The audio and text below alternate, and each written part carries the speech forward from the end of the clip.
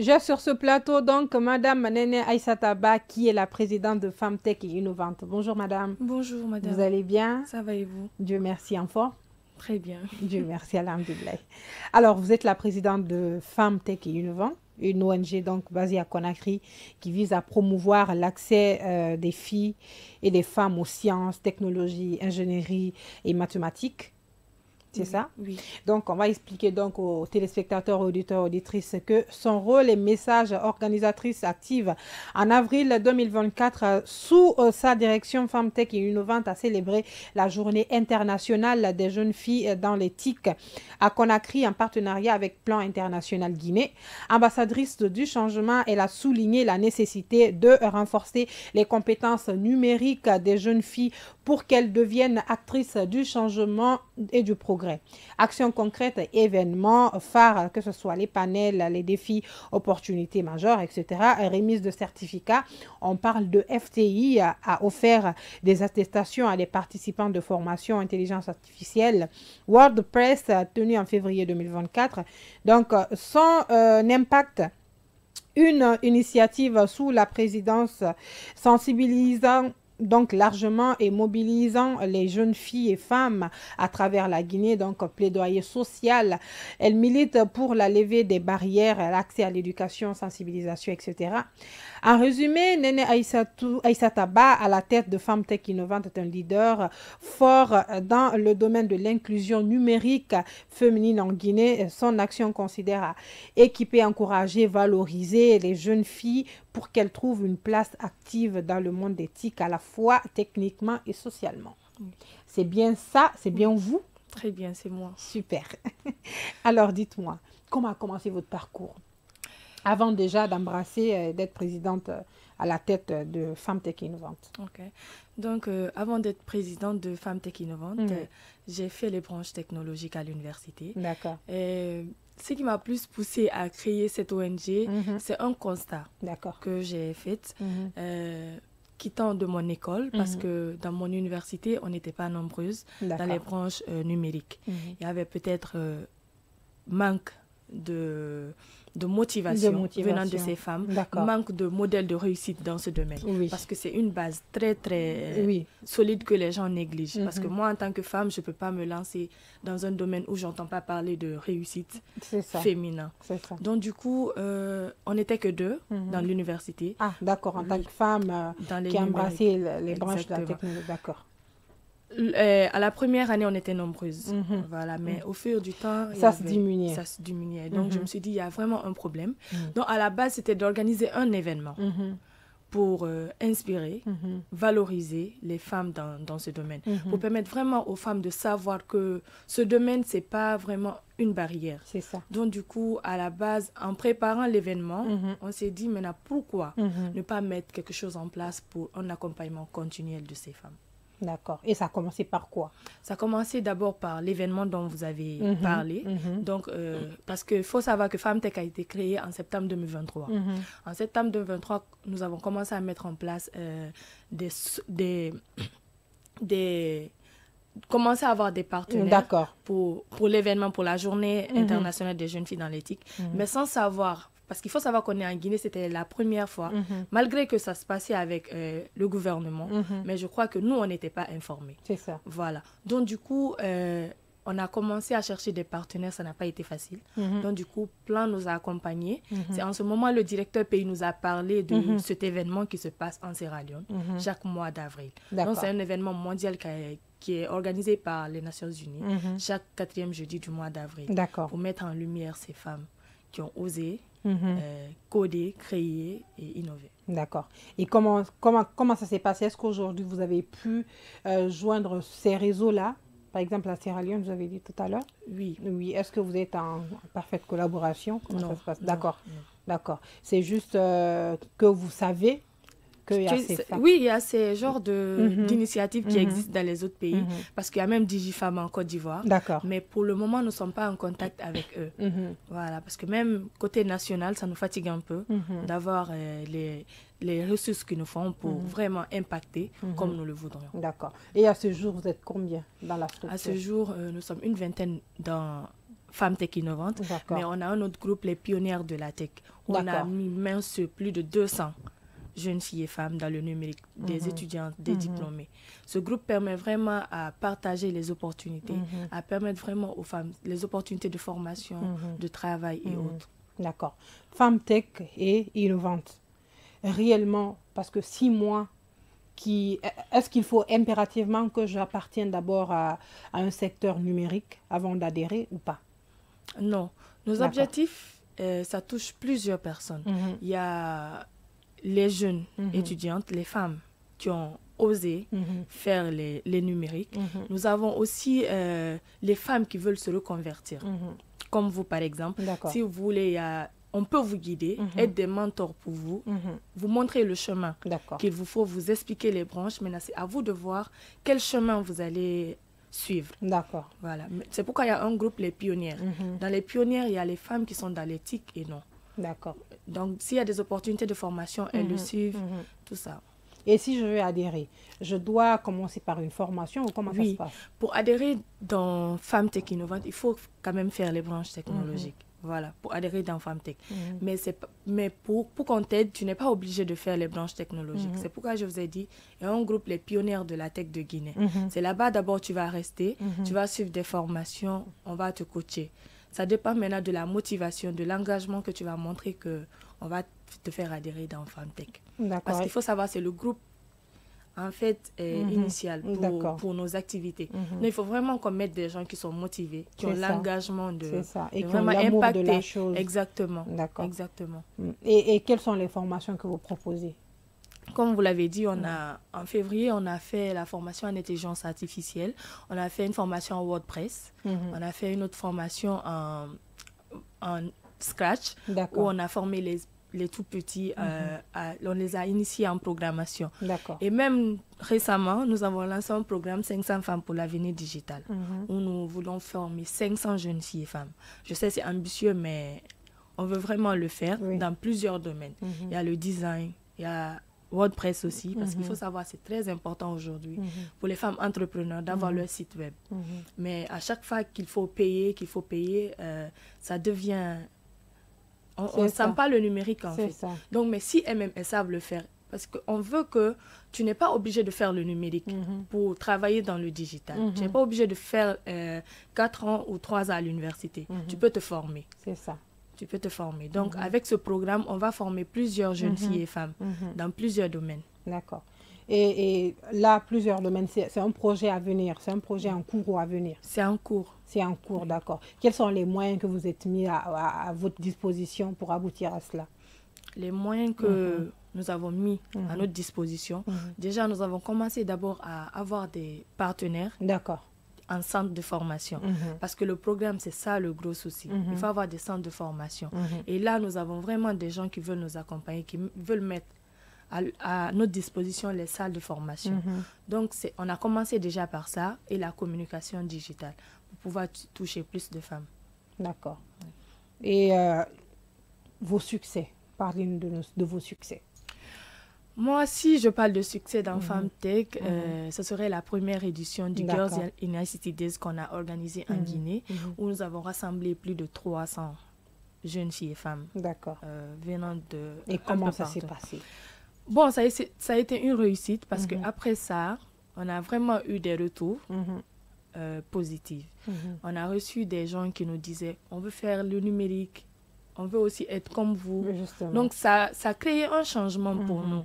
Ça nous a vraiment permis, ça a permis aux gens de nous écouter parce qu'on ne nous connaissait pas, on ne savait pas ce qu'on faisait. Donc, après cet événement, ça nous a ouvert beaucoup de portes. Voilà. Parce qu'à chaque fois, on faisait aussi des sensibilisations dans les lycées.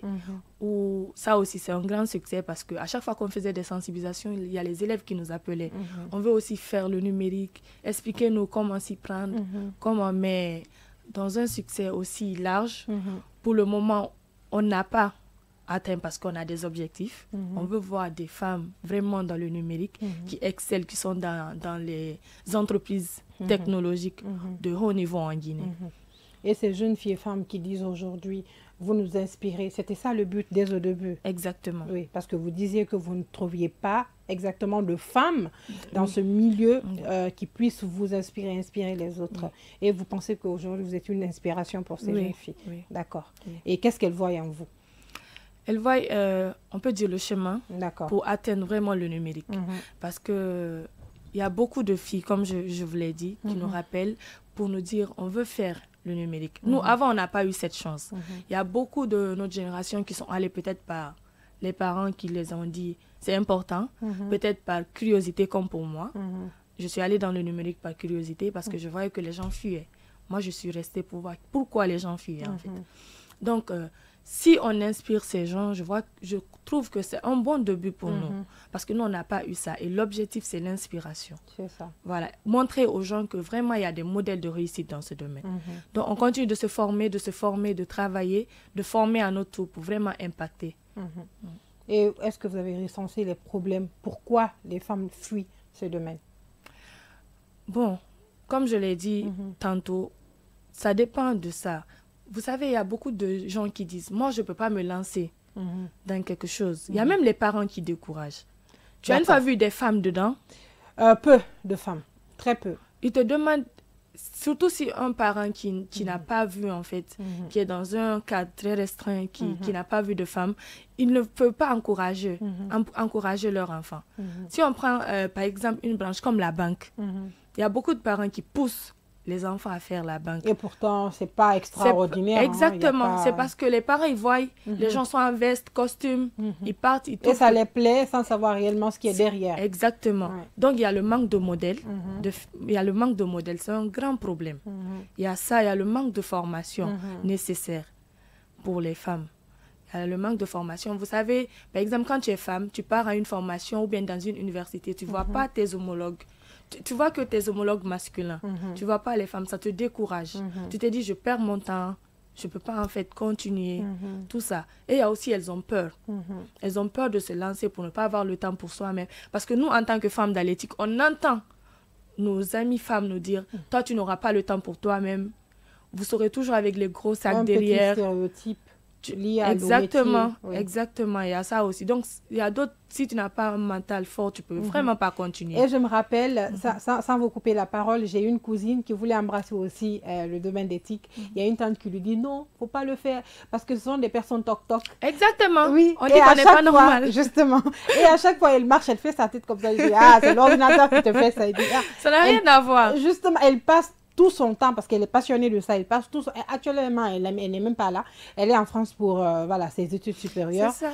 Mais quand elle était là, en tout cas, elle était découragée, mais elle n'a pas lâché prise. C'est ça. Si tu n'as vraiment pas un mental très... Non, tu ne peux pas. Ah, du tout. Tu ne peux pas. Hein. Du tout. On te décourage, tu seras avec les gros sacs. Parce qu'il faut savoir, nous, les femmes technologues, on est toujours avec nos ordinateurs. Donc, les sacs à main, ça nous fatigue un peu. Donc, mais ça n'a rien à voir. Tout ça, c'est le courage qui diffère. Voilà. Est-ce que vous avez des exemples concrets de jeunes filles aujourd'hui que vous avez pu approcher et transformer? Quand je parle de transformation, je parle d'aide en formation, en éveil de conscience et surtout en voilà, tout ce que vous faites comme activité. Oui, parce que le premier recrutement qu'on a eu à faire avec FemTech, c'est des filles. C'est des jeunes filles qui venaient de commencer dans le numérique, qui se sont approchées de nous. Donc, on les a directement intégrées dans FemTech pour les aider à être au même niveau que nous, pour pouvoir faire des choses sur le terrain et aussi voir les femmes qui inspirent. Et quand vous faites ces formations, c'est pour aboutir à quoi exactement? Par exemple, si on prend pour les enfants, quand on les forme, c'est pour qu'elles osent. D'accord. Pour qu'elles osent. Par exemple, si on prend le cas des enfants, c'est pour qu'elles osent, pour qu'elles sachent qu'il n'y a rien de mystère. Parce qu'on a formé les enfants tout récemment à la 2e édition de la Journée internationale des jeunes filles, où nous avons formé 10 jeunes petites filles de moins de 10 ans en Scratch. Donc après la formation, on voyait vraiment en elles avaient peur. Parce que le premier jour, elles avaient peur de toucher l'ordinateur. Elles voyaient comme si, voilà, quand je touche, ça va se gâter. Donc, c'est vrai. Voilà. Donc, elles ont eu peur de toucher l'ordinateur. Mais pendant les 2 jours, 3 jours, elles ont pu toucher. Elles ont même créé des projets. Elles ne voulaient même pas qu'on se sépare. Elles disaient prochainement, vous allez venir dans nos écoles, prochainement, on va faire. Donc, elles ont osé. Donc, si ces enfants voient les ordinateurs à la maison, elles n'auront pas peur de toucher aux ordinateurs. Elles toucheront toujours l'ordinateur pour voir qu'est-ce qui se passe. C'est ça. Voilà. Donc, on les a donné quelque chose à chercher, une curiosité qu'on a éveillée en elles. C'est vrai, parce que les enfants, tout à fait, les enfants n'osent pas exactement, surtout nous ici en Afrique. Il y a un peu de non, ne touche pas à l'ordinateur. Tu vas gâter, justement. Et plutôt que de dire tu vas gâter, il faut lui montrer comment déjà allumer, voilà, et comment faire des projets dans l'ordinateur, comme vous avez dit tantôt. En tout cas, c'est très important. Et ça, c'est du côté des enfants. Et pour les grandes personnes, par exemple. Par exemple, si on donne une formation en WordPress aux grandes personnes, on touche parce que la dernière formation en WordPress, on a plus touché les entrepreneurs. D'accord. Elles étaient assoiffées de pouvoir créer leur site. Par exemple, des dames qui vendent des habits traditionnels ou bien des boissons, elles veulent créer leur site. D'accord. Pour se vendre un peu plus, sortir de leur zone de confort. C'est ça. Donc, c'est un peu ça. Si on a formé aussi en WordPress, c'est de permettre à ces femmes vraiment de pouvoir créer quelque chose. Et ces formations sont gratuites? Oui, toutes nos formations sont gratuites. Malgré que pour le moment, on a un manque d'accompagnement. D'accompagnement, de financement, voilà, oui, ça c'est un problème. C'est un très grand problème pour nous parce qu'on n'arrive pas à travailler comme on veut. Mais toutes nos formations sont gratuites quand même. Parce qu'avec ces formations-là, vous devez vous munir d'ordinateurs. Exactement. Pour ceux déjà ou celles qui ne viennent pas avec les ordinateurs. Oui. Voilà. Et comment vous faites pour les avoir? Il y a de ces formations, on exige les ordinateurs. Mais même nous, ça nous fait un peu mal parce qu'on sait qu'en Guinée, c'est très difficile de voir un élève qui a un ordinateur. C'est très, très difficile. Donc, on demande parce qu'on ne peut pas vous former, par exemple, en WordPress dans une salle où il y a les ordinateurs. À chaque fois que tu veux t'exercer, tu n'as pas d'ordinateur, ça serait difficile. Ça n'aura pas de suite. C'est ça. Voilà, donc c'est pourquoi, par exemple, en WordPress, on exige l'ordinateur pour te permettre vraiment de t'exercer. On te montre le chemin pour t'exercer à la maison. Et moi, je pense que ce soit en WordPress ou autre activité, si on est derrière l'écran, on se forme aujourd'hui, dans une semaine, on finit la formation et qu'on laisse, ça va te laisser. C'est ça, hein? Justement. Ça. Et surtout l'ordinateur. Si tu lâches, ça te lâche. Ça te lâche. Donc, c'est pourquoi, comme vous l'avez dit, ils doivent se munir des ordinateurs. Exactement. Et c'est vrai, c'est un frein, c'est un problème aussi. C'est un problème. Véritable parce problème. Que souvent, avec nos formations, on est obligé de partir vers les gens qui ont des salles. On n'a pas de salle de formation. On n'a pas de salle de formation. Et ça aussi, c'est un grand frein. À chaque fois, il faut chercher. Donc, à chaque fois, tu reprends à zéro, en fait. Mais si tu avais une salle, si on avait une salle, à chaque fois qu'on a des formations, ce n'est pas un frein pour nous, côté salle. Il suffit juste qu'on essaie de rassembler les filles et puis on peut donner les formations. Il y a même un côté aussi, nous, nos formations, par exemple, avec le projet 500 femmes, on veut que ça soit donné par des femmes.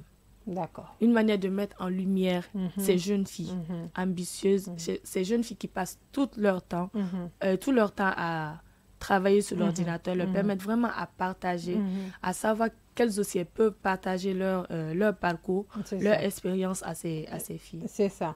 Et surtout que ces femmes qui vont former seront aussi un modèle pour ces jeunes filles qui sont assises en train de regarder. Ah d'accord, demain, moi aujourd'hui j'ai appris, demain je vais être formatrice. Exactement. Et pour mieux ça... Parce que se former, c'est l'une des...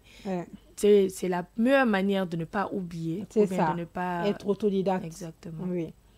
Et à part le fait que vous n'avez pas directement accès aux ordinateurs pour ces filles qui veulent se former et absence de salle, il faut louer à chaque fois une salle.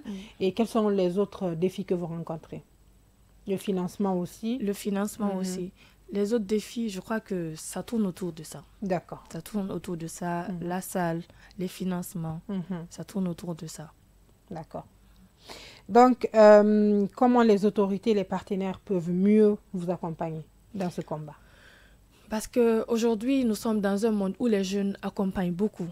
Voilà, parce que si on prend par exemple, il y a des entreprises aujourd'hui qui sont gérées par des jeunes qui nous aident, qui nous écoutent. Si on prend Nimba Hub, si on prend Suite, si on prend les gens qui ont organisé Afritech Nov, c'est des jeunes en fait qui nous aident. Si on prend Tilaf, ils ont des salles, ils mettent les salles à notre disposition. D'accord. Pour vraiment nous aider, à travailler.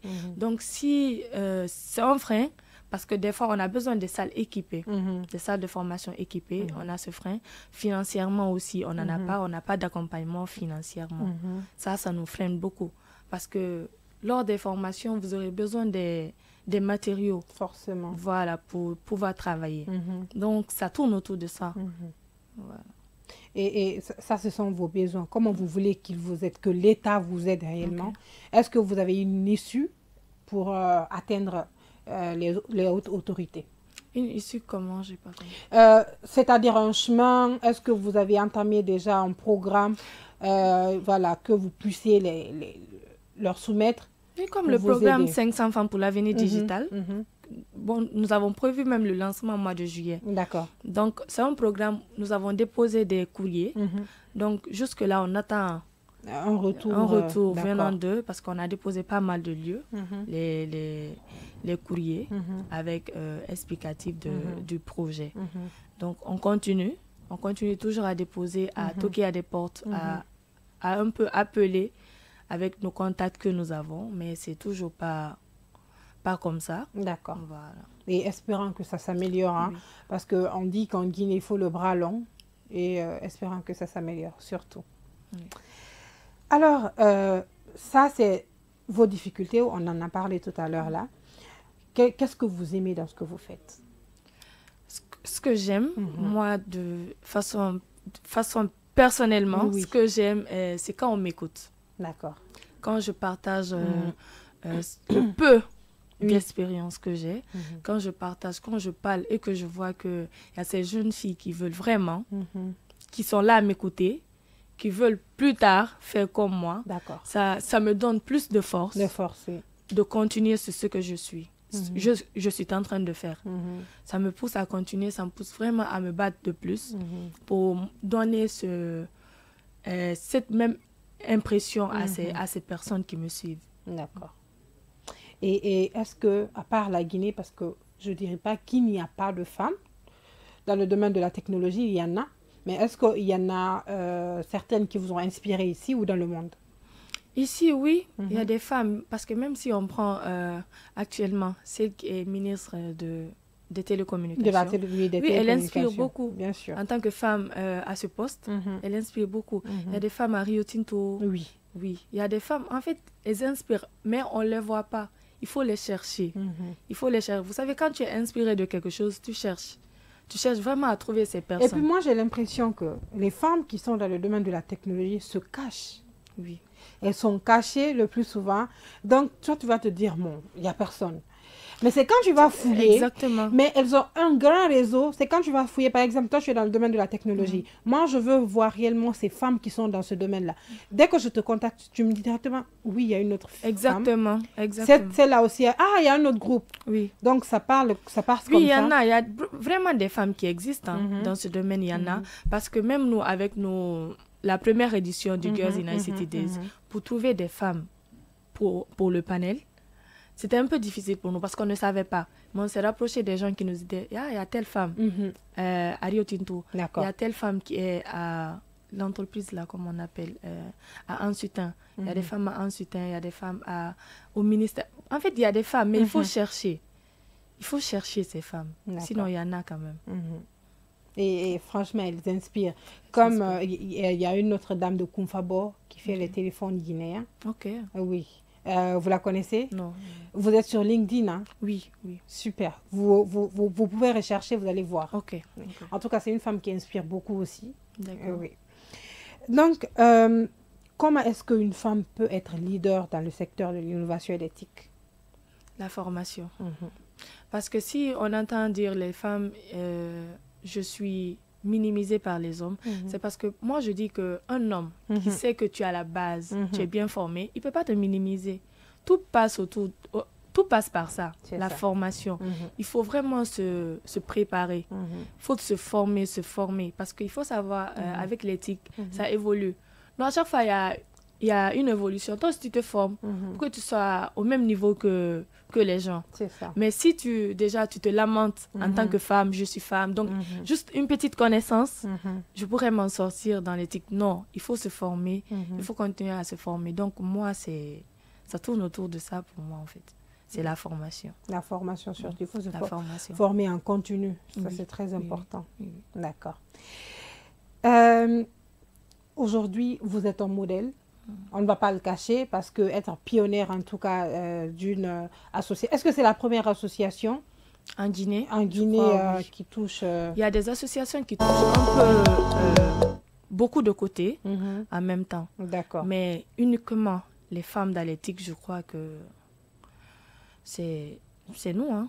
C'est nous. D'accord. Vous voulez élargir ces réseaux-là à l'intérieur du pays? Oui, c'est l'un de nos objectifs. Mais il faut d'abord qu'on ait la base à Conakry pour nous permettre, voilà. Justement, et surtout, les personnes qui sont à l'intérieur du pays, il faut vraiment que vous les recherchiez pour créer des bases partout. Exactement. D'accord. Alors, vos projets à court, moyen et long terme? Moi, personnellement, comme je vous l'ai dit, je continue de me former d'abord. Je continue vraiment de me former dans un domaine où je veux maintenant me reconvertir dans l'éthique. Je veux changer parce que j'ai fait le développement à l'université, mais je veux changer de filière. D'accord. Donc, je suis des formations en ligne. Je suis en train de me former pour avoir une certification vraiment dans ce que je veux faire. Et vos études, vous êtes à quel niveau? Là, je suis diplômée. J'ai fini l'année passée. Oui. D'accord. Et quand vous avez fini, vous êtes concentré directement sur l'association ou vous avez travaillé quelque part d'autre? Non, je me suis concentrée sur l'association. D'accord. C'est vrai, je fais des petites choses pour pouvoir me sentir à l'aise parce que j'aime pas rester tranquille. C'est ça. J'aime pas rester tranquille, donc je fais un peu de tout et je suis plus concentrée avec FemTech. D'accord, avec FemTech, et ça vous aide aussi à acquérir en expérience, en formation, en connaissance en tout. Oui, ça c'est vraiment important. Donc, pour l'ONG, parce que ça c'est vos projets futurs à vous, et pour l'ONG. Et pour l'ONG, on veut vraiment que FemTech soit une organisation de référence. D'accord. Une organisation qui a pu changer beaucoup de destins, une organisation qui a pu inspirer des femmes, une organisation qui mettra en place des centres de formation où on formera uniquement les femmes. Peut-être on dira que je suis trop féministe, mais en fait, non, du tout, je dirais qu'il y a déjà des centres de formation où tout le monde est libre de suivre sa formation. Mais on veut créer un lieu propice pour les femmes, un lieu où elles se sentent à l'aise, où elles se sentent vraiment valorisées. Donc, on veut que FemTech soit vraiment ce lieu, le lieu de rencontre pour les femmes technologues guinéennes et pourquoi pas internationales. Et surtout, il est dit, ce domaine, il est un peu stéréotypé. Oui. Bon, c'est un métier d'homme. Exactement. Qu'est-ce que vous diriez à ces gens qui disent que c'est un métier d'homme? Bon, c'est pas un métier d'homme, parce que moi, si je dois conseiller quelqu'un, je dirais à cette personne que ton train de vie, en fait, ton avenir, ça dépend pas des gens ou du milieu où tu te trouves. Ça dépend de toi-même. C'est toi qui sais qu'est-ce que tu veux devenir demain. C'est toi qui sais ce que tu veux faire. Donc, que personne ne te décourage sur ce que tu veux faire et que personne aussi ne t'encourage sur ce que tu ne veux pas faire. C'est ça. Parce que même nous, on parle aujourd'hui d'éthique, d'inspirer les femmes, mais on ne force pas. C'est celles qui veulent s'engager. Nous, on vient, on vous inspire, on vient, on vous encourage, on vient, on vous sensibilise. Mais c'est à vous de voir si ça vous va. Donc, on ne force pas aussi. Parce que tu ne peux pas forcer quelqu'un à faire quelque chose qu'elle n'aime pas. C'est vrai, le digital est important, mais ce n'est pas tout le monde qui l'aime. C'est vrai, le digital apporte beaucoup de choses, mais ce n'est pas tout le monde qui aime le digital. C'est ça. Donc, c'est quand tu aimes, on voit que vraiment tu es engagé à travailler avec nous et nous aussi, à notre tour, on t'aide. Et on aide aussi les tout petits qui ne savent pas quoi faire. On est dans un pays, ça... Il ne faut même pas le dire, mais quand on est au lycée, on est au collège, on ne sait vraiment pas ce qu'on veut faire. C'est ça. Des fois, on a des rêves au primaire qu'on ne fait jamais. Qu'on ne fait jamais. Moi, je voulais être médecine. Je voulais faire... La médecine, oui. Mais je ne sais même pas comment le rêve là, c'est parti où. Parce que par fini, j'ai compris que vraiment, ce n'était pas pour moi. C'était pas, oui, justement. C'était pas pour moi. Et on retrouve sa voix, c'est après. Exactement. Donc, c'est pourquoi on sensibilise les lycéennes sur l'importance du numérique. Donc, il y a d'autres qui partent, il y a d'autres qui ne partent pas. Mais il faut savoir que ce qu'on veut faire, ça dépend de nous. C'est quand tu te sens à l'aise dans quelque chose que tu le fais. Mais quand on te force, tu ne peux pas le faire. Mais c'est quand tu connais son importance, tu sais où tu veux aller, que tu t'engages de plus dans ce que tu es en train de faire. Mais en tout cas, vous partez dans les écoles pour faire une sensibilisation autour de ça. C'est vrai, parce que comme ça, vous ne les forcez pas, mais vous les poussez, vous leur montrez l'importance réellement de toucher ces branches-là. Parce que vous savez, aujourd'hui, même dans la médecine, même dans tout domaine en tout cas, il faut la technologie pour faciliter les choses. Tout passe par ça. Tout passe par ça, justement. Aujourd'hui, tout le monde entier tourne autour des réseaux sociaux, hein, de l'intelligence artificielle. Tout. Donc, autant mieux pour nous de connaître de se préparer à la chose, au futur, au monde de demain. Donc, autant mieux pour nous de se préparer que d'être surpris par « Ah, donc il y avait ça ». Exactement. C'est vrai. Exactement. Parce que la technologie ne disparaîtra jamais. Jamais, hein. Jamais. Il y a des gens qui disent qu'il y a des boulots, oui, qui disparaissent. Mais pas, en fait, la technologie. Non. La manière dont on évolue, c'est comme ça. Ça évolue avec nous. Mais si toi, tu es en retard, comment tu penses t'en sortir? Avoir du boulot, c'est difficile. Mais si tu es formé, tu en auras. Forcément. Tu en auras. C'est vrai, en Guinée, c'est difficile d'avoir un boulot, mais c'est parce que tu n'es pas formé. Si tu es formé, les gens, en fait, ont mis quelque chose en tête. Il faut des connaissances. Même si on t'aide à être dans une entreprise, si tu n'es pas formé, c'est vraiment pas... Tu ne peux pas travailler. Si tu travailles, tu n'auras pas de poste. Tu ne grandiras jamais. Mais si tu es bien formé, les gens t'appelleront. Tu te formes, tu restes tranquille. Tu gagnes d'expérience. C'est les gens qui viendront même vers toi. C'est ça, exactement. Aujourd'hui, en tant que femme, si tu es formée dans le numérique, tu es spécialisée, parce qu'il ne faut pas faire beaucoup de choses à la fois. On ne peut pas tout faire. Mais si tu es spécialisée, par exemple, en réseau ou en développement, on sait que, si on parle de développement, si on parle de réseau, on va t'appeler. C'est toi, on va appeler, parce qu'on sait que tu peux le faire. Tu t'es pas lamenté sur ton sort, dit que tu es une femme. On est des femmes, mais on est des êtres humains quand même. On peut faire ce que les autres font. Donc, c'est pas un frein. C'est pas un handicap, être une femme, c'est vraiment pas ça. Non, c'est plutôt une force. C'est une force, exactement. Mais les gens pensent qu'être femme, c'est vraiment limité. C'est des personnes limitées. Et après, ce qu'on dit aussi, surtout les femmes qui embrassent le domaine de la technologie, qu'elles sont fermes. Que ce sont des femmes fermes de conviction, d'ambition, on sait qu'elles sont directes et voilà, qui n'aiment pas bagailler. Moi, je pense que c'est un peu pas vrai, parce que c'est pas vrai du tout, parce que moi, les personnes que je connais dans ce domaine-là, franchement, il faut les voir, ce sont des folles. Les femmes dans l'éthique des gens, on voit ces gens-là comme des personnes extraordinaires. Je ne sais pas, comme des personnes pas nettes, pas normales dans la tête. Parce que, je ne sais pas pourquoi, parce que nous, quand on étudiait à l'université, dès que je passais avec ma copine, quand on parlait avec quelqu'un, il nous dit, vous faites quoi? On dit, Jennifer, waouh, ça me saoulait. Parce que ça quoi de waouh? Justement. On a étudié juste. Peut-être que c'est waouh, c'est pas parce que vous avez fait Génie Info, mais c'est waouh parce que vous êtes des femmes. Mais ça ne doit pas... Du tout. Ça n'a rien à voir avec ça. On a décidé d'étudier. Donc, ça ne doit pas étonner les gens. Pour les autres, ça n'a pas étonné. Pourquoi nous? Donc, moi, je me demande que... Eux-mêmes, ils nous poussent vraiment à nous minimiser. C'est ça, exactement. Eux-mêmes, ils nous poussent à nous minimiser. Si la famille ne nous facilite pas la tâche, pas les amis ne nous facilitent pas, nos amis, l'entourage. Surtout nos amis même, je ne comprends pas. Mais ils nous prennent vraiment comme des personnes qui n'ont pas le temps pour soi-même. C'est ça. Des personnes qui ne veulent vraiment pas. Et la famille qui décourage dira que non, une femme qui embrasse ce domaine-là va faire de longues études. Parce que la femme, justement, la femme doit se marier, des enfants, etc. Est-ce que pour une personne qui n'a pas le temps pour soi-même, aura le temps pour son mari, ses enfants? Mais tu auras le temps. Il y a des femmes qui ont créé des entreprises technologiques. Justement. Même en Guinée, ici, il y a par exemple Tilaf. Il y a des entreprises. Elle est mariée. Mais ça n'a rien à voir. Tu sais que la femme est multitâche. La femme peut faire beaucoup de choses à la fois. Donc c'est pourquoi, voilà, c'est compliqué. C'est très compliqué. C'est compliqué. Hein.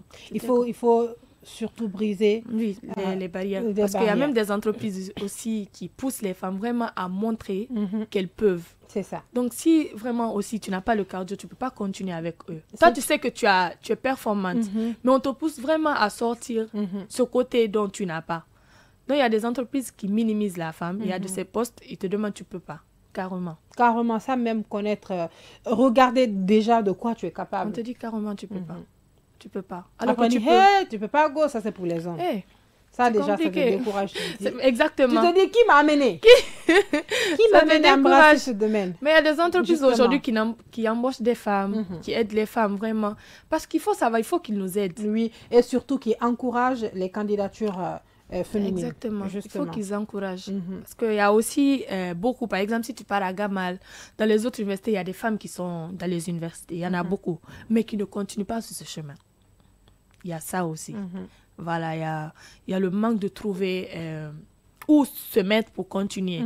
Sinon, il y a des femmes qui savent coder, qui sont très bien en réseau dans les universités.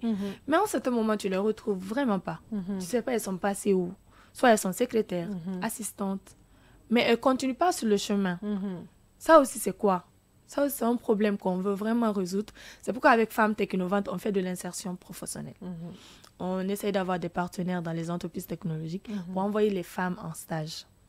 Par exemple, si on prend Tulip Industries, nous avons envoyé 2 filles là-bas qui ont même fini leur stage, qui ont acquis des expériences. Donc, c'est un peu ça. Il y a ce frein aussi. Il y a des femmes en Guinée qui étudient le numérique, qui sont à un certain moment très bien à l'université, mais tu ne les retrouves plus. Ouais. Tu ne sais pas, elles sont passées où. D'autres sont femmes au foyer, qui n'ont plus le temps de coder. Donc, il faut les encourager. Il faut les dire que ce n'est vraiment pas un frein, le mariage dans ta vie professionnelle. Et tu peux être professionnelle, en même temps être maman, en même temps être femme. Justement. Mais c'est le courage qui nous manque. C'est le courage, l'inspiration. Tout ça nous manque, en fait. Il y a pas... Mais si, par exemple, on a des centres de formation où elles savent qu'elles peuvent être là à tout moment. À tout moment, elles peuvent venir à tout moment. Il y a la connexion, il y a comment... il y a déjà des choses en place, il y a des formateurs en ligne. Elles savent, si je veux vraiment augmenter d'expérience, je sais où aller. Où aller, justement. Je sais où aller. Et puis qu'elles soient informées de la chose aussi, c'est plus important. Parce que même si les activités sont là, les formations sont là, qui sont déjà gratuites, il faut qu'elles soient déjà au courant de la chose et puis les motiver, les encourager surtout à re-embrasser ce métier parce que c'est ce qu'elles voulaient faire à cause d'une chose ou d'une autre. Elles abandonnent. Et même si elles ne veulent pas vraiment complètement continuer, elles peuvent quand même apporter leur grain de sel dans le développement. Voilà. Surtout... Avec même les centres de formation, on peut adapter aux femmes. Oui. Parce qu'une femme mariée ne peut pas se permettre de faire une formation le soir ou bien toute la journée. C'est vraiment pas évident. Donc, elle peut faire, par exemple, le matin. Exactement. Ou de 10h à 13h, et puis elle rentre chez elle. En tout cas, ça sera adapté. Justement. Et les femmes nourrissent aussi, elles auront juste un petit côté où les enfants seront là. Et vous pouvez aussi déployer des moyens. Par exemple, des femmes qui vont surveiller les bébés. Quand elles seront concentrées. Pour les études. Tout ça, en fait, c'est des projets à long terme de Femmes Tech Innovantes. Mais c'est petit à petit qu'on construit. On se décourage pas parce qu'il faut ça. Des fois, tu as envie de lâcher parce que tu n'as vraiment pas d'accompagnement. Des fois, ça m'arrive de vraiment tout arrêter. Mais je me dis que j'ai des objectifs à atteindre. On veut voir des femmes au sommet. On veut changer la donne.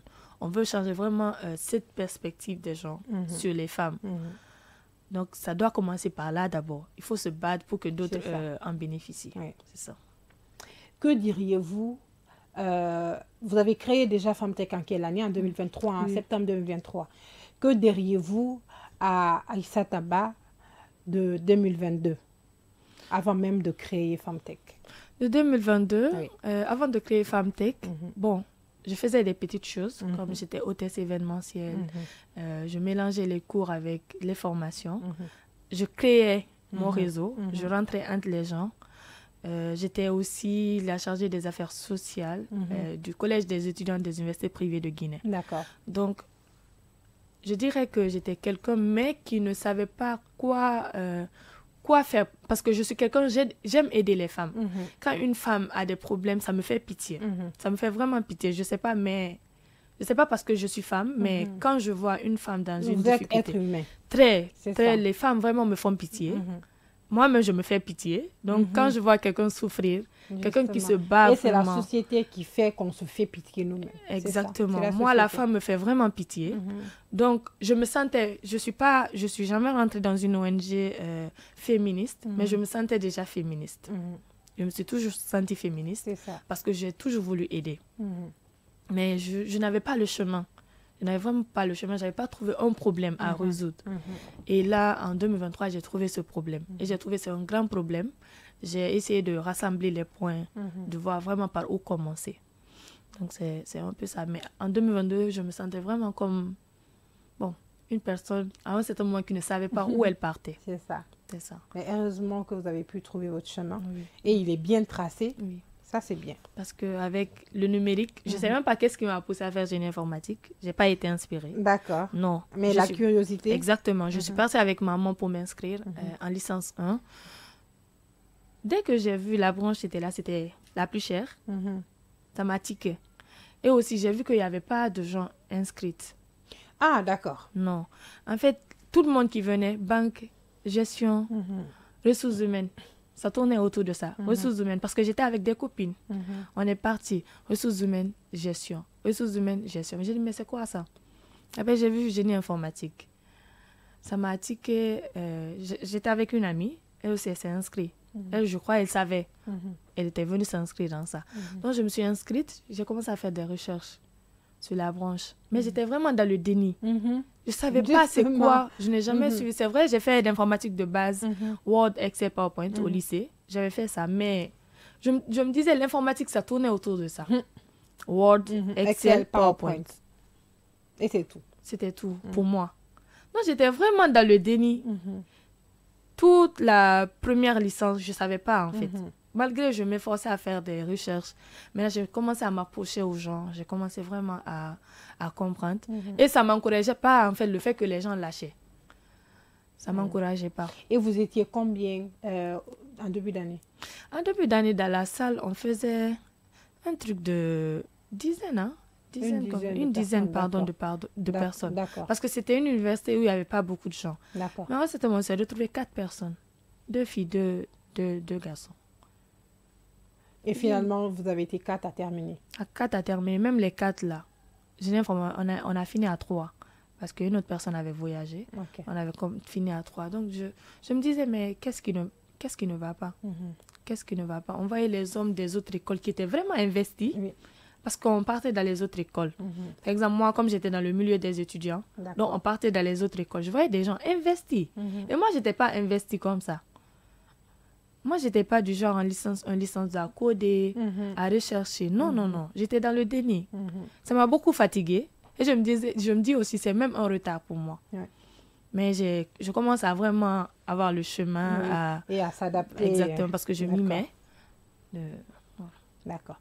Et si vous devez résumer votre combat, votre vie, votre phase en quelques mots, que diriez-vous? Je suis sur le bon chemin. Bon chemin, oui. Je ne suis pas arrivée d'abord, mais je suis sur le bon chemin. Je dirais que je suis vraiment sur le bon chemin parce que si on fait de bonnes choses, on sait. Si on fait de mauvaises choses, on sait. On n'est pas des enfants aussi comme ça. On sait vraiment ce qu'on est en train de faire. Donc, je dirais que je suis sur le bon chemin. Et tout ce que j'ai eu à faire, que ce soit mes échecs, tout ce que j'ai, j'en suis fière. Parce que mes échecs m'ont permis vraiment de me relever, de savoir où je dois changer ça, où je dois mettre ça. Donc, je suis sur le bon chemin, je dirais, de tous les côtés. Que ce soit ma vie personnelle, que ma vie professionnelle, ma vie dans mes combats. Je suis sur le bon chemin. D'accord. Vous êtes sur le bon chemin parce que vous êtes déjà convaincu que ce que vous faites, c'est bon pour vous. Bon. Et le retour des gens aussi sur ce que vous faites. Ça m'encourage. Tout ça vous encourage. Oui, donc, on voit que, en tout cas, vous avez un milieu sain. Exactement. De personnes qui vous... Ça m'encourage. En tout cas, c'est très bien. On aime ça. On aime être encouragé, chouchouté par là. Quand on tombe, il y a quelqu'un qui nous tient la main. Relève-toi, continuons. Si on a ça, je pense que... Il y a des gens, je leur dis, je veux lâcher, je suis fatiguée. Ça me fatigue. Je n'ai vraiment pas les moyens à ma disposition pour vraiment impacter comme je veux. On me dit, non, tu es sur le bon chemin. Donc tout ça, ça m'encourage. Mais si j'avais en parlé, on me disait, il faut lâcher. Tu peux pas, ça serait très difficile pour toi. Est-ce que les gens... Mais moi, je vais douter. Justement. En fait, moi-même, je vais douter. Si j'ai pas... C'est pourquoi il faut s'entourer des personnes vraiment qui ont les mêmes objectifs, même mentalité que toi. Sinon, c'est pas bon. C'est pas bon. Donc, je dirais que moi, quand même, alhamdoulilah, j'ai un milieu très sain. Parce que, genre, commencer à la maison, mon papa, voilà, il m'encourage tout le temps de continuer, de ne pas lâcher. Il me dit toujours, la vie, rien n'est facile. Rien n'est facile, sachant que vraiment, c'est une personne où la vie n'a vraiment pas fait de cadeau. Donc, je sais vraiment pas, c'est pas facile. Battu. Exactement. Donc, c'est ça, on m'encourage tout le temps, mais des fois, j'ai envie de lâcher. Bon. De lâcher pas parce que vous n'aimez plus ce que vous faites, mais de lâcher parce que vous n'avez pas les moyens. À ma disposition. Et justement, les moyens, que ce soit financiers, matériels, etc. Tout. Donc, il faut vraiment qu'on aide votre ONG ainsi que ces autres ONG aussi qui sont dans le besoin. Oui, exactement. Voilà, parce que ça peut aider beaucoup de personnes. Exactement. Oui, et surtout la collaboration fera en sorte que le poids puisse un peu s'alléger sur votre épaule. Exactement. Si tu n'as même pas une équipe qui te soutient, qui t'aide, ça serait très difficile. Ça trouve que tu commences à taper pour toi déjà. C'est ça aussi. Il faut avoir une équipe vraiment solide, une équipe qui est là, qui t'écoute. Quand tu dis allons comme ça, elle te suit. Que l'équipe te suit. C'est ça aussi. Nous allons rentrer dans la deuxième phase de ce grand entretien qui est le confessionnal. Chers téléspectateurs, auditeurs, auditrices, le confessionnal, c'est tout à l'heure après le générique.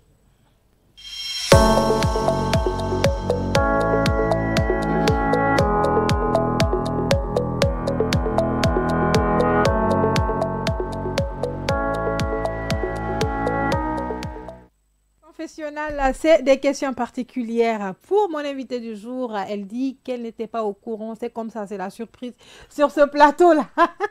Vous n'étiez pas au courant qu'il y aura des questions comme ça. Hein? Oui. D'accord. La première question, qui vous êtes à la maison réellement? Qui je suis à la maison? La personne qu'on ne comprend jamais.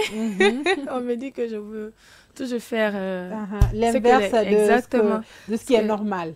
Que j'ose me lancer dans des choses sans vraiment savoir dans quoi je suis. Donc, je suis la personne qu'on dit toujours, toi tu es différente de tes frères, tu es très différente de tes frères. On me dit tout le temps ça, parce que j'ai un grand frère, un petit frère et une petite sœur.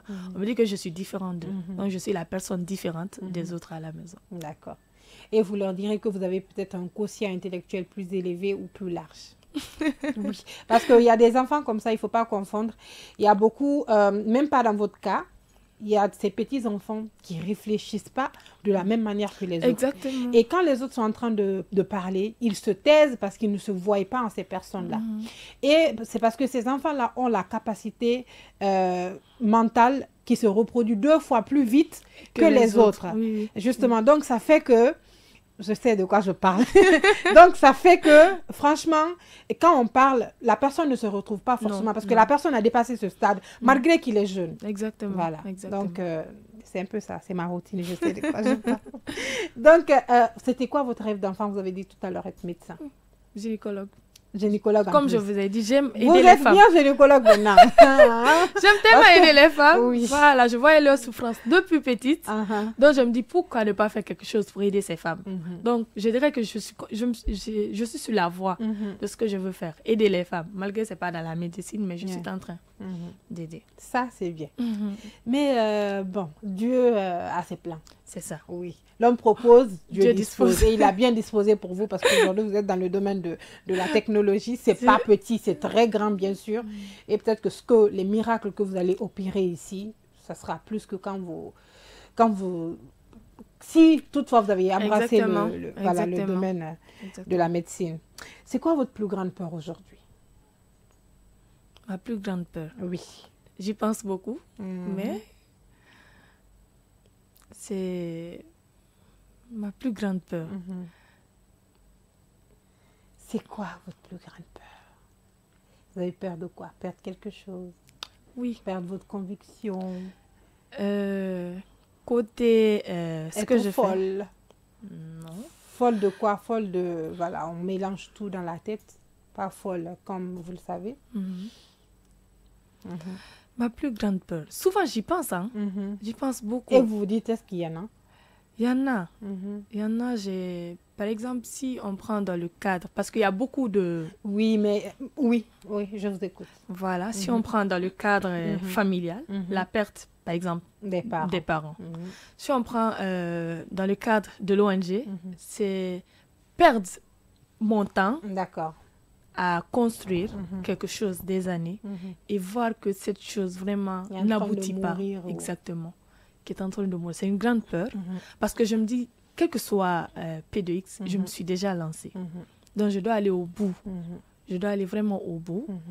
C'est une peur que j'ai en moi, que je ne dis pas, mais j'ai vraiment peur de construire quelque chose et que je vois la chose vraiment qui est en train de prendre fin. En tout cas, du côté des parents, ça c'est naturel, c'est Dieu qui le fait. Donc, il faut s'attendre à tout et à tout moment. Il faut juste prier. Mais du côté de l'ONG, Dieu le fait aussi. Mais vous savez, vous pouvez lâcher le flambeau pour d'autres personnes, même si vous êtes vieille. Un jour où que vous changez de conviction ou voilà, d'itinéraire. Mais en tout cas, il faut que FemTech et Innovante continuent à impacter. Et aussi, l'une de mes grandes peurs, c'est d'avoir de ne pas faire le bon choix de partenaire. D'accord. Partenaire de vie. C'est très important. Une personne qui va me comprendre, qui va me soutenir, qui va vraiment m'aider. On n'est pas obligé de donner de l'argent à une personne pour l'aider. Du tout. Les gens oublient une aide très importante. C'est l'aide mentalement. En fait. Tu aides une personne, tu l'approches, tu l'aides, tu lui montres le chemin. Donc, j'ai vraiment peur aussi de ce côté, de faire le mauvais choix. Parce qu'on va choisir jusqu'à tu vas aller tomber dans mauvais choix. Donc, on prie Dieu toutes de nous donner vraiment des partenaires qui nous comprennent. Qui nous comprennent. Amen. En tout cas, ça sera bien, ça sera très bien parce qu'on a tellement de rêves, on a tellement de convictions aujourd'hui que si on n'a pas quelqu'un qui puisse nous aider dans cet élan-là. Par exemple, on se marie, vous verrez aussi que les femmes qui abandonnent la technologie, c'est un peu pour ça. Peut-être qu'elles n'ont pas de partenaire réellement qui les aide. Quand elles sont mariées, franchement, tu accordes trop d'importance à ce que tu fais. Concentre-toi sur moi, concentre-toi sur les enfants, concentre-toi sur la famille. Maman m'a dit que, imagine, elle me dit, imagine, tu te maries maintenant. Comment tu vas pouvoir gérer ton foyer et ce que tu es en train de faire? Parce que je ne reste jamais tranquille à la maison. Je suis tout le temps... La journée, je sors. Donc, je sors vraiment chercher. Elle me dit, est-ce que tu pourras t'en sortir? Est-ce que ton mari va te comprendre? Et vous, la peur revient encore. Si j'ai vraiment pas quelqu'un qui me comprend, ça serait difficile pour moi de continuer sur ce que je suis habituée. Parce que je suis vraiment habituée à me battre moi-même, à sortir chercher. Et déjà, il faut chercher la personne. C'est compliqué. C'est ça, c'est compliqué. Mais, vous savez, il y a un problème. On ne connaîtra jamais l'être humain. On verra que ce qu'il nous montre. C'est ça. Au début, par exemple, de la relation. S'il veut de toi, oui, moi, en tout cas, je vais t'aider. Il te dira toujours oui. La bonne personne, c'est Dieu qui donne. C'est ça. C'est Dieu qui donne. S'il te choisit la bonne personne, alhamdulillah. S'il ne te choisit pas aussi, alhamdulillah, mais c'est lui qui choisit. C'est lui, tout tourne autour de ça. Moi, il y a mon frère, par exemple, qui est architecte, qui dit que lui, pour pallier à cela, il va chercher une femme architecte. Là, au moins, ils se complètent, ils se comprennent. L'autre a son temps là, l'autre a son temps là. On sait réellement, quand je sors, c'est pour ça. Quand tu sors, c'est pour ça. Réellement, ça une aussi, personne qui est dans le même domaine. Regardez les femmes qui sont dans les mines. Je dis, c'est vrai, ben, c'est compliqué. Les femmes qui sont dans les mines, qui sont obligées de faire 2 semaines à Conakry, par exemple, 2 semaines à l'intérieur. Mais si tu n'as pas un mari qui te comprend, qui comprend sa famille plus que toi, sérieusement, tu ne peux pas. Soit tu laisses le foyer. Et déjà, même si toi, tu peux, l'entourage déjà va te dire, ah, ta femme sort trop. Exactement. Donc, si tu n'as pas un mari qui est vraiment éveillé, qui sait ce qu'il veut, donc il ne peut pas... On est en Afrique quand même, plus précisément en Guinée, où les gens se mêlent vraiment de ce qui de ce qui ne leur regarde pas, de la vie privée des gens. Ton mari et toi, vous pouvez gérer. Hein. Bien sûr, vous pouvez gérer. La femme peut gérer son mari peut la gérer. Justement. Mais à force que les gens se mêlent de tout, ça fait que ça lui décourage. Le mari est plus influencé, que ce soit par la famille, que ce soit par l'entourage. En tout cas, des personnes qui disent, ah, ta femme, franchement, je l'ai vue ici. C'est compliqué. Voilà, si tu veux travailler réellement, il faut que... Et il y a les femmes aujourd'hui qui ont vraiment l'ambition de sortir dans leur zone de confort, qui veulent travailler, mais c'est pas facile. C'est pas facile. Quand on est femme, on se heurte à beaucoup de choses. Quel est le regard et les avis des gens sur vous? Quand les gens vous voient, qu'est-ce qu'ils vous disent? Ou déjà, qu'est-ce que vous entendez? La sagesse. On me dit que je suis sage. On me le dit souvent. On me dit souvent que ce soit la famille, le voisinage. Souvent, le voisinage, il veut que voilà, ses enfants soient comme moi. Parce qu'ils disent que je suis sage. Je suis une personne qui sait ce qu'elle veut. Donc souvent, c'est ça que j'entends. Donc je ne sais pas réellement, au-delà de ça, ce que j'entends, mais c'est la plupart des... Comme pour dire que la sagesse n'a pas d'âge. Non. Oui, non. ça se lit dans la tête, dans l'état d'âme. Et ma maturité, on dans en la parle façon beaucoup. de faire, justement, oui. la maturité. On en parle beaucoup et je dirais que vous êtes dans la vingtaine. Oui, donc, oui. Franchement, ça n'a pas d'âge, quoi. Non. Il faut avoir juste une conviction. Parce que je discute avec les grandes personnes. Quand je discute avec elles, elles disent, à ton âge, là, tu connais la différence. À ton âge, là, tu parles de ça. Non, je dis que je me suis mis dedans. Donc, vous rejoignez maintenant quand je disais dès au début que vous avez un quotient intellectuel élevé. C'est pas fait. Oui, je sais, je me retrouve dedans parce que il faut le dire, hein, une personne déjà à cet âge entre 20 ans et 25 ans, 25 ans et 30 ans, qui a une réflexion plus poussée que la normale. Voilà, et la personne se fait... se met en retrait quand elle ne se comprend pas avec les autres. Pas, exactement. Pour ne pas créer des... Oui, justement. Toujours. Hein? Alors, quels sont vos liens de parenté, vos liens avec la famille sur une échelle de 1 à 10? Le lien que vous avez avec la famille, que ce soit frère, sœur, père et mère. On peut dire 9. Parce qu'on ne peut pas dire tout est parfait, mais ça va. D'accord. Ça va, on se comprend bien. Vous vous complétez aussi. On se complète beaucoup, surtout entre frères et sœurs. Voilà, on s'entraide. Malgré les autres sont des petits, mais ils ont une mentalité très élevée. C'est ça. Ils comprennent les gens. Et j'ai des parents aussi qui me comprennent, qui me soutiennent, comme mon papa. Il me soutient beaucoup. Mon papa, il me soutient beaucoup. Ça, c'est bien. Oui. Surtout. Beaucoup. Donc, une avant-dernière question dans ce confessionnal. Avec une somme de 300 millions, que ferez-vous? Avec une somme de 300 millions. C'est déjà... moi, je dirais qu'on a déjà mis en place des projets qui font cette somme. D'accord. Qui font vraiment cette somme. Par exemple, avec le projet 500 femmes, je crois que ça fait un truc de 200 et quelques millions. Donc, comme ça nous tient vraiment à cœur, on va investir sur 500 femmes pour l'avenir digital. Est-ce que vous voyez? Et donc, si ça reste, pourquoi ne pas aller... Parce qu'on n'a pas de bureau. C'est ça. Pour Femtech. Moi, actuellement, j'investis dans Femtech. Donc, tout ce que je gagne, ça tourne autour de Femtech. Ça tourne autour de ça. Donc, je dirais que si j'ai les 300 millions, j'investirai dans Femtech. Carrément. Sans vraiment penser à rien d'autre. À rien d'autre. J'investis dedans.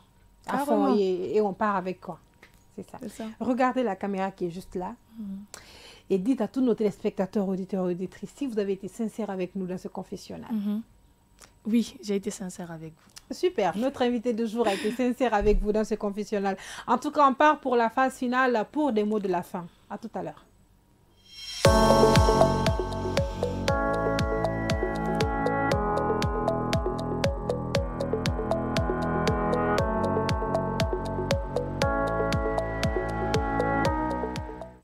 Nous sommes donc dans la phase finale de ce grand entretien. Alors, notre invité de jour, Madame Adia, c'est Néné Aïssa Taba, justement. Alors, vos projets à venir, on en a parlé. Aujourd'hui, qu'est-ce que vous diriez à toutes ces femmes qui vous voient comme modèle, qui vous voient aujourd'hui comme exemple dans la société? Ok. Donc, je dirais à ces femmes que votre bonheur ne dépend pas des personnes ou des choses autour de vous. Ça dépend de vous-même. De vos convictions, de ce que vous voulez devenir plus tard. C'est ça. Ça ne dépend pas de votre âge, ça dépend pas de votre sexe, ça dépend de vous. Parce que si tu es sincère avec soi-même, tu pourras avancer. C'est ça. Il faut être sincère avec soi-même, il ne faut pas se mentir. Il faut savoir de quoi tu es capable. C'est comme dans un CV. Si tu mens, tu te trompes. Bien sûr. Parce que quand on t'appelle à un entretien, il faut que tu expliques. Si tu mets, je comprends anglais, on te demande un problème, tu vas dire, I don't speak English. Alors là... tu t'es trompé toi-même. Là-bas, même si tu as des compétences, on ne va même plus te regarder. Non. Tu rentres directement parce que tu as menti à la base. Exactement. Ouais. Donc, c'est un exemple concret, en fait. Il ne faut pas se mentir. Parce que quand tu te mens, je sais faire ça, je peux faire ça. Il ne faut pas suivre le destin de tes amis. Il faut le prouver surtout. Oui. Il ne faut pas suivre les gens. Parce qu'il y a des gens aussi qui font du suivisme. Exactement. Qui sont là. Qui vivent pour les gens. Exactement. Il faut vivre pour soi-même. Parce qu'il faut savoir, quand tu meurs, c'est fini. Hein? C'est vrai. En tout cas, c'est ça. Quand on te pleure, c'est 1 jour, 2 jours. Oui. Si tu avais menti, tu vas régler ça là-bas. Tu vas régler, franchement. Si tu t'étais créé une fausse vie, ça, c'est pour toi, en fait. Donc, la conclusion, vis pour toi, au lieu de vivre pour les plaire gens, ou pour plaire les gens. Parce que tu n'auras de compte à rendre sur personne si ce n'est pas sur toi-même. Que ce soit dans cette vie ou dans l'au-delà. Parce que si on prend dans cette vie, si tu peux faire un entretien d'embauche, tu as dit dans ton CV, je comprends l'anglais. Tu as mis dans ton CV, je sais faire ci, je fais ça, faire ça. Quand tu pars, ils ne vont jamais te dire, parle de ma binti. Il y a quoi dans le CV de ma binti? C'est ce que tu as écrit, c'est ça, on te dira. Justement. Si on part de l'autre côté aussi, ce que tu as construit ici, ce que tu as fait depuis petite jusque là, c'est ça on va te demander. Et tu ne vas pas expliquer pour quelqu'un, c'est pour soi-même. Donc il faut vivre pour soi-même, il faut tracer son chemin. Oui. Il faut savoir que tout dépend de toi. Si tu dois réussir, c'est toi. Si tu dois échouer, c'est toi. C'est toi. Il faut pleurer parce que tu as échoué par toi-même.